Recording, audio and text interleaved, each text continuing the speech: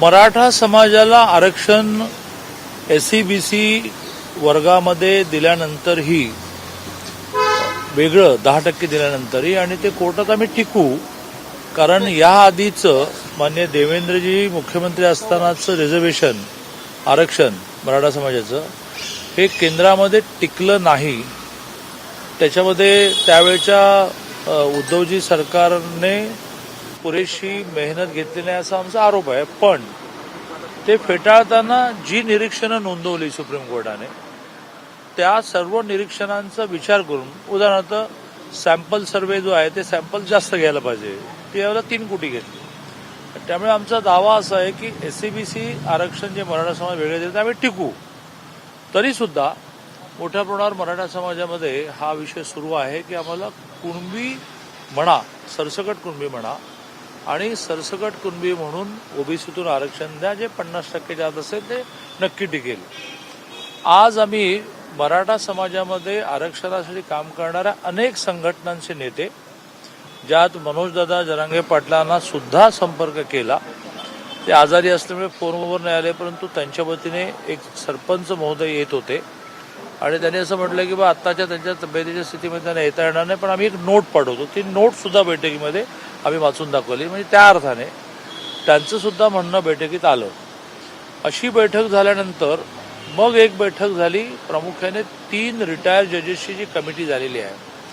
Retired जज निवृत्त न्यायाधीश भोसले साहेब, निवृत्त न्यायाधीश गायकवाड साहेब आणि निवृत्त न्यायाधीश शिंदे साहेब, त्यांच्याबरोबर AG आणि लॉ सेक्रेटरी आणि आम्ही शंभूराज देसाई, प्रवीण दरेकर, प्रसाद लाड, जगदीशसिंग राणा, आमचे राजा राऊत असे सगळे बसलो.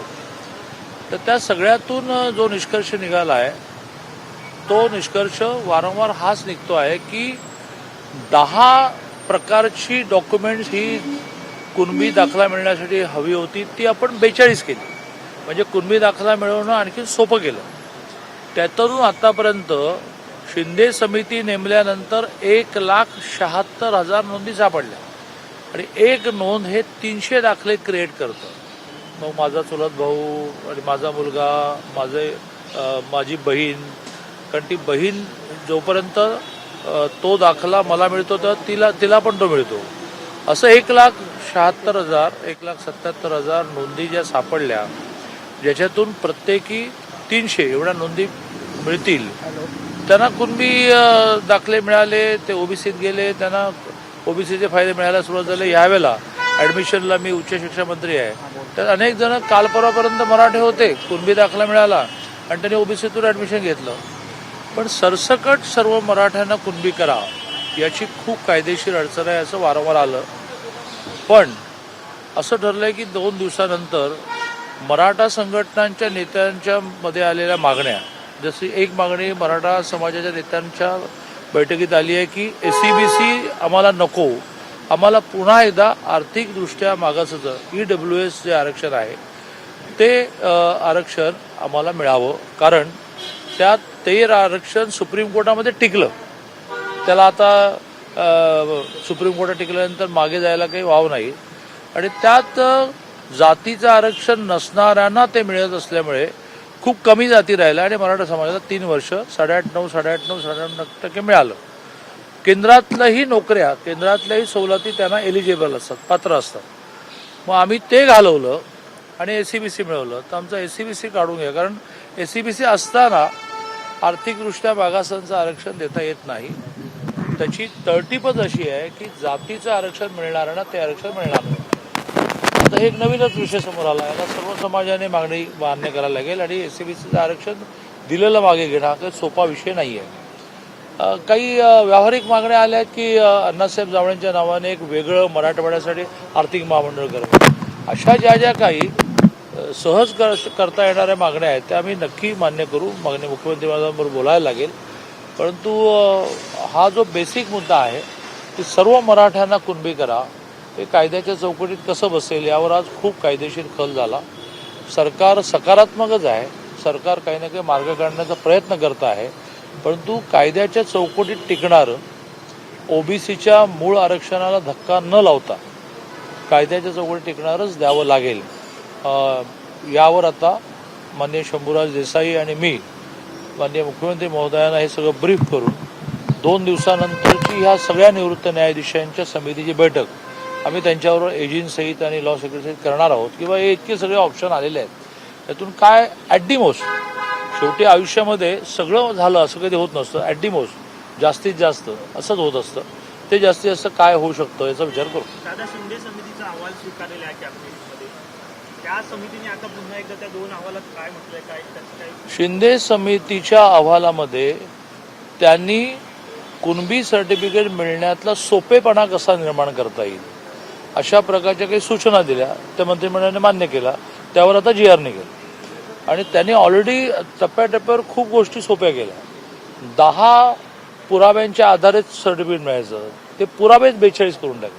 म्हणजे हा पुरावा नाही तर तो पुरावा, नाही तर तो पुरावा, आणि हे 42 पुरावे जे आहेत त्याच्या आधारे असणाऱ्या त्या नोंदणी, अगदी जेलमधल्या नोंदी, पोलीस स्टेशनमधल्या नोंदी या त्यांनी वेबसाईटवर टाकल्या आणि त्याच्यातून नॉर्मल मराठासुद्धा आपली कुठल्या तरी दाखल्याच्या आधारे, कुठल्या तरी पुराव्याच्या आधारे नोंद सापडते का हे बघू शकतो.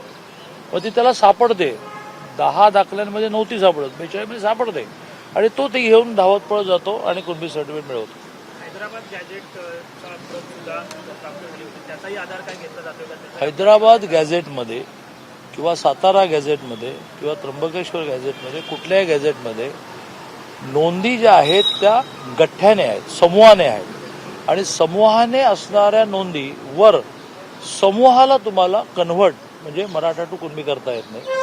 आणि त्यामुळे आमचं म्हणणं आहे ना की जर 1882 मध्ये तुम्ही कुणबी होता, तुम्ही म्हणजे समजा मराठा समाज कुणबी होता, 1892 ला होता, 1902 ला होता, 1922 पासून तर पुन्हा मराठा लिहायला लागला. याची त्यावेळची काही सामाजिक कारण आहेत. त्यात सांगण्या इतकं म्हणजे त्यात तो एक क्लासरूम मधलं भाषण होईल. तुम्हाला वेळ असेल तेव्हा केव्हाही सांगेन. पण मग त्यावेळेला एक काही मुवमेंट चालली आणि त्याच्यातून नोंदणी कुणबीच्या मराठा झाल्या. मग पुढे त्या मराठा झाल्या. आम्ही हे मान्य करायला लावलं की 1882ची इंडिव्हिज्युअल, पुढे तर समूह नाही, इंडिव्हिज्युअल एकेकाची नोंद 1882ची सापडलेली सुद्धा आम्ही मान्य करायला तयार आहोत. पण त्याला पुन्हा पुढची ट्री जी आहे, वंशावळ जी आहे ती सिद्धच करावं लागेल. ती वंशावळ पुन्हा एकदा 22 ला येऊन मराठामध्ये कन्व्हर्ट होईल. तुमचं म्हणणं आहे ना 1882 आम्ही कुणबी होतो, आम्ही मान्य करतो ना, पण त्याच्यातली इंडिव्हिज्युअल नोंद मान्य करायला लागेल. आजच्या बैठकीत दुसरी कुठली समिती नेमण्यात आली का? जस्टिस लोकांनी आणखी एक कमिटी नाही. सरकार मराठा समाजातल्या नेत्यांना माझी हात जोडून विनंती आहे की प्रश्न सुटायचा असेल तर खऱ्याला खरं म्हणा आणि खोट्याला खोटं म्हणा. कुठलीही नवीन समिती नेमली नाही. काही प्रतिनिधी या बैठकीत आले होते. विनायकराव पाटील, तुम्ही त्यांना आमंत्रण दिलं होतं आजच्या बैठकीचं. ते काही वेळापूर्वी आले, म्हणाले की आम्हाला बोलवलं मात्र आम्हाला बैठकीत बोलूच दिलं. विनायकराव पाटील 2 तास बैठक झाली, 2 तास बैठक झाली आणि त्यात जो कोणी हात वर करत होता त्या प्रत्येकाच्या समोर माईक होतं. म्हणजे पुढे येतात माईक जवळ यायची आवश्यकता नाही. सगळ्यांना बोलायला मिळालं. हाच प्रॉब्लेम आहे. मराठा समाजातल्या नेत्यांना प्रश्न सोडवायचा असेल तर थोडं सामंजस्याने घ्यावं लागेल. असं प्रत्येक विषयाचा विपर्यास करू काही होणार नाही. 2 तास बैठक चालली. पुढे जाऊन या निवृत्त न्यायाधीशांबरोबर बसण्याचं कंपल्शन वेळेचं होतं, कारण त्यातल्या एजींना 5:45 पुन्हा हायकोर्टामध्ये केस होती. मग असं म्हणूया का की विनायकराव तुम्ही बोलत राहा, काही अडचण नाही, एजींची केस गेली तरी चालेल, का एजी गेले तरी चालतील. राजकीय प्रश्न असा आहे की शरद पवार भाजप आणि अजित पवार आता मराठा, आता अगदी पॉइंटेड मराठा विषय जाऊ दे की सरकार सकारात्मक आहे. 82ची सुद्धा इंडिव्हिज्युअल नोंद सापडली तर कुणबी दाखला मिळेल. आतापर्यंत 1,77,000 नोंदी सापडल्या, त्याला 300ने गुणले तर 30 लाख नोंदी होतात. एबीपी माझा, उघडा डोळे बघा नीट.